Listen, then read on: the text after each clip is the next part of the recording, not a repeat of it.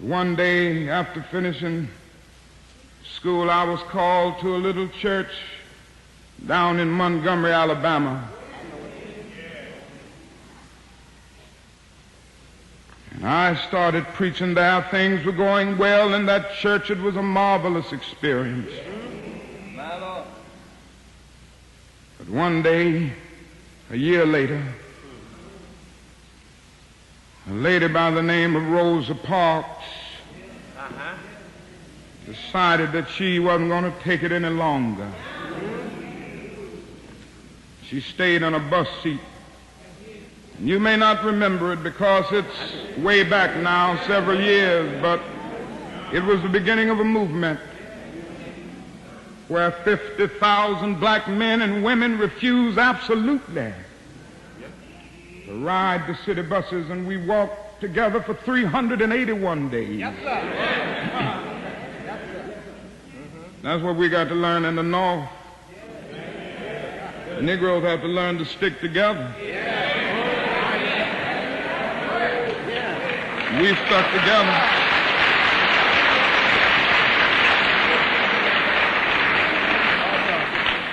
We sent out the call. No Negro rode the buses. It was one of the most amazing things I've ever seen in my life. And the people of Montgomery asked me to serve as the spokesman. And as the president of the new organization, the Montgomery Improvement Association, that came into being to lead the boycott, I couldn't say no. And then we started our struggle together. Things were going well for the first few days, but then about 10 or 15 days later, after the white people in Montgomery knew that we meant business, they started doing some nasty things. They started making nasty telephone calls, and came to the point that some days more than 40 telephone calls would come in, threatening my life, the life of my family, the life of my children. I took it for a while in a strong manner, but I never will forget one night very late. It was around midnight.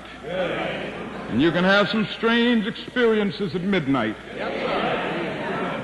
I had been out meeting with the steering committee all that night. And I came home. My wife was in the bed, and I immediately crawled into bed to get some rest, to get up early the next morning to try to keep things going. And immediately the telephone started ringing, and I picked it up. On the other end was an ugly voice. That voice said to me in substance, "Nigger, we are tired of you and your mess now. And if you aren't out of this town in 3 days, we're going to blow your brains out and blow up your house." I had heard these things before, but for some reason that night it got to me. I turned over and I tried to go to sleep, but I couldn't sleep. I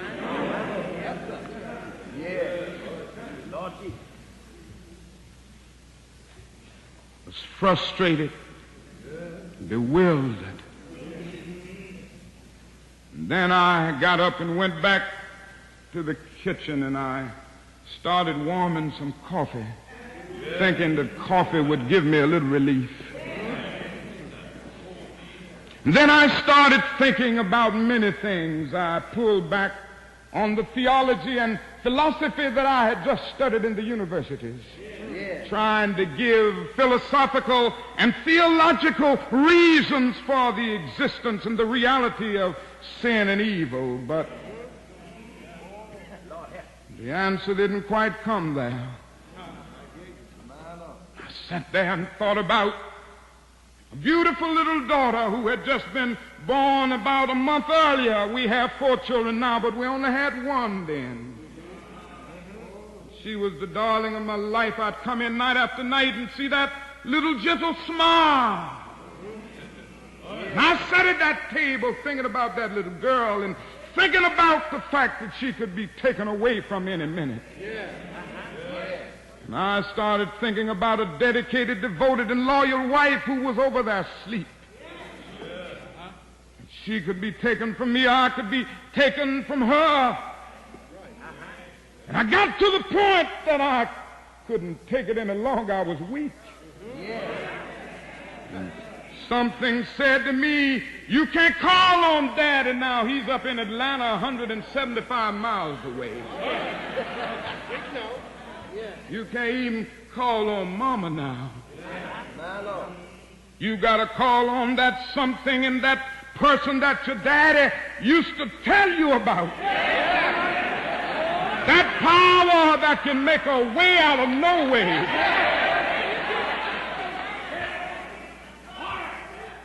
I discovered then that religion had to become real to me, and I had to know God for myself.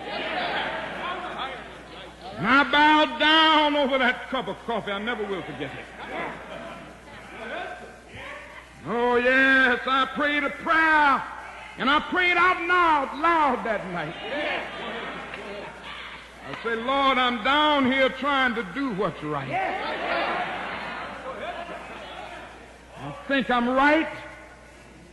I think the cause that we represent is right. But Lord, I must confess that I'm weak now, I'm faltering, I'm losing my courage.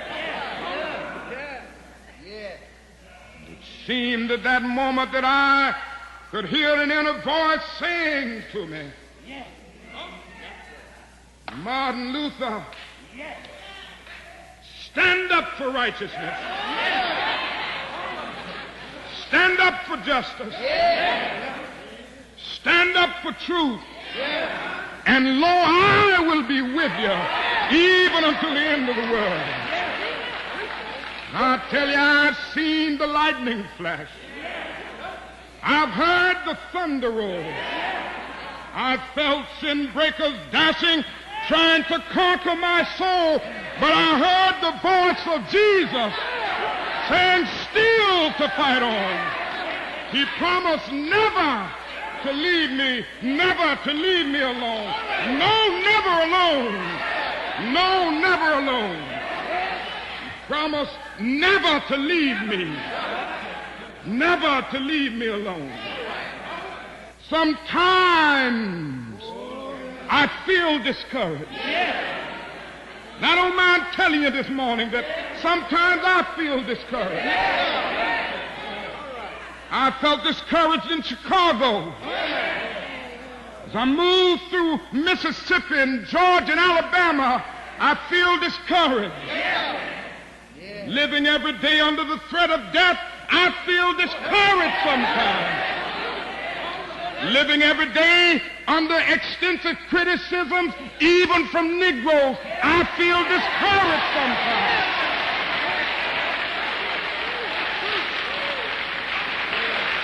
Yes, sometimes I feel discouraged and feel my works in vain.